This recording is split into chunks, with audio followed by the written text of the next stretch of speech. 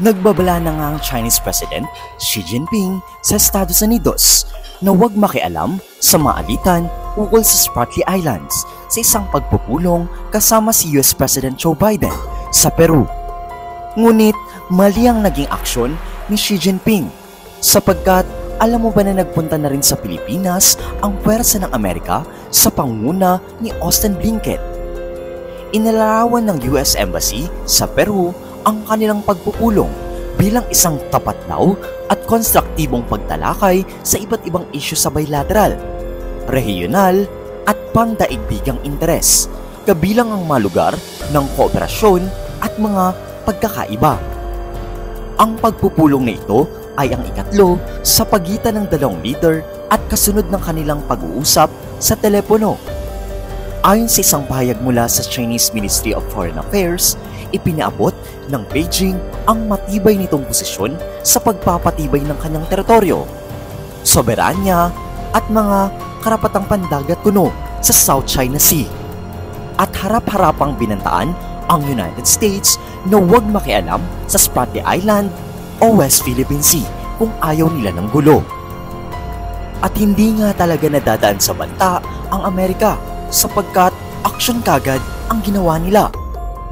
Bumisita si US Secretary Defense Lloyd Austin sa isang base militar ng Pilipinas na ilang milya lamang mula sa South China Sea bilang isang senyales ng resolusyon laban sa pananakot ng China sa nasabing daanan ng dagat na tumindi nitong tag-init. Ang Antonio Bautista Air Base ang huling destinasyon ni Austin sa Pilipinas, isang bansang kanyang binisita ng higit sa anumang ibang Secretary of Defense ng US. Nakapag-usap siya sa mga opisyal mula sa Western Command ng Manila na ipinagtatanggol ang mga paghahabol ng Pilipinas sa West Philippine Sea. Ang pagbisita ay isang mensahe sa China na nang-aangkin ng pagmamay-ari ng malaking bahagi ng lugar ng Pilipinas sa kabila ng isang 2016 ruling mula sa United Nations na nagsasabing hindi ito lehitimo, at bilang tugon, ang mga militar ng US at Pilipinas ay naging mas malapit na magkasosyo. Karaniwan itong naiugnay ng mga opisyal ng Amerika sa mga magkakaparehong interes at halaga. Sa isang press conference noong Martes, mas tuwira ng sinabi ng pinakamataas na opisyal ng depensa ng Maynila ang operatibong salik na nagdudulot ng lakas ng alyansang ito ay ang Chinese overreach at aggression. At ayon nga sa China, sinabi ni Xi Jinping na ang pinakamahusay na paraan upang pamahalaan ang pagkakaiba sa South China Sea ay isang dialogo kuno at konsultasyon sa mga apektadong bansa. Harap-harapan niya ding sinabi na hindi dapat nakikialam ang United States sa mga bilateral na alitan hingil sa mga pulo at mabahura ng Nansha Kundao. At hindi rin dapat magbigay ng suporta sa mga hakbang na nagdudulot ng mga provokasyon. Ito ay patama ng China sa US. Si Biden sa kanyang bahagi ay binagyang diin din ang pangako ng United States na itataguyod nila ang international na batas at kalayaan sa pag-navigate, paglipad at mga kapayapaan at katatagan sa South China Sea at East China Sea. Ang Spratly Island ay isang lubhang pinag-aagawang grupo ng mga bahura, shoals at mga pulo ay matatagpuan sa South China Sea sa Pacific Ocean na nasa kalahating distansya mula sa Vietnam at Pilipinas. Ang teritorial na paghahabol ng Pilipinas ay limitado lamang sa Kalayaan Island Group, habang ang China naman daw at Vietnam ay nagsasaklaw sa kabuuan nito. Mayroon ding limitadong mga paghahabol sa Spratlys, ang Malaysia, Brunei at Taiwan, at ito ay direktang tinutulan ng Pilipinas. Alam mo ba na matindi talaga ang naging harapang ito? Sa kanila kasing pagpupulong, muling itinakda ni Xi Jinping ang 4 na red lines na hindi raw dapat tawirin o hamunin ng United States.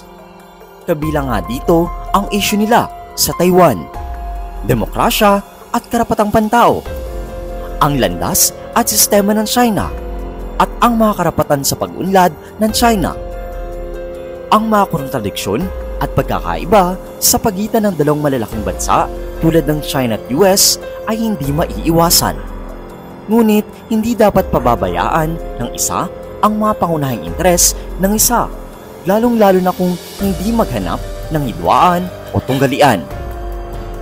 Ang prinsipyo ng isang China at ang tatlong China-US Joint Communiques ay ang politikal na pundasyon sa relasyon ng China at United States. Dapat itong sundin, ayon kay Xi Jinping.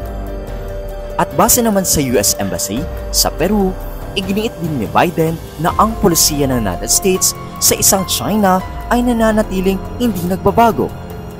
Inulit niya na tinututulan ng United States ang anumang unilateral na pagbabago sa status quo mula sa alinmang panig, na inaasahan naming ang mga pagkakaiba sa pagitan ng Taiwan at China ay malulutas na sa mapayapang paraan at may interes ang buong mundo sa kapayapaan at katatagan sa Taiwan Strait.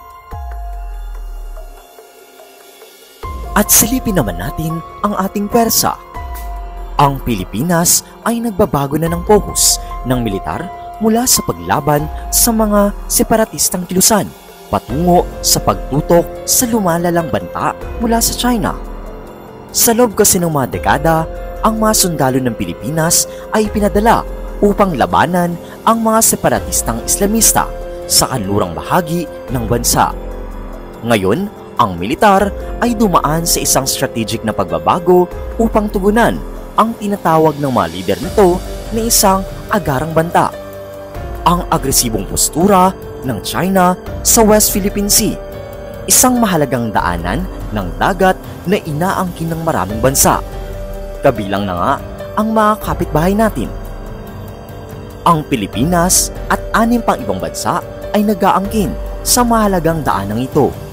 At ang mga hakbang ng Beijing ay hindi lamang nagbabanta sa seguridad ng Pilipinas, kundi pati na rin sa mga pagsisikap ng kanluraning mga bansa na pigilan ang kapangyarihan ng China. At upang tugunan ang mga bagong banta, muling pinapalakas ng militar ng Pilipinas ang mga kakayahan nito. Ang gobyerno ng Pilipinas ay nag-i-invest na sa mga missiles, aircrafts, at mga barkong pandigma, at inuukit ang mga pondo na dating ginagamit sa mga kampanya laban sa insurgencies. Sa pagkakaroon ng kapayapaan sa mga katimugang isla, ang Philippine Marine Corps ay muling tinuturuan upang labanan ang mga banyagang pwersa sa halip na mga militanteng grupo. Ang Basilan Strait na nasa loob ng teritorial na katubigan ng Pilipinas ay nakasaksi ng hindi bababa sa 10 barkong pandigma ng China na dumaan ng 3 beses na noong 2024 nang hindi lumabag sa international na batas. Gayunpaman, pinataas ni Rear Adamson cut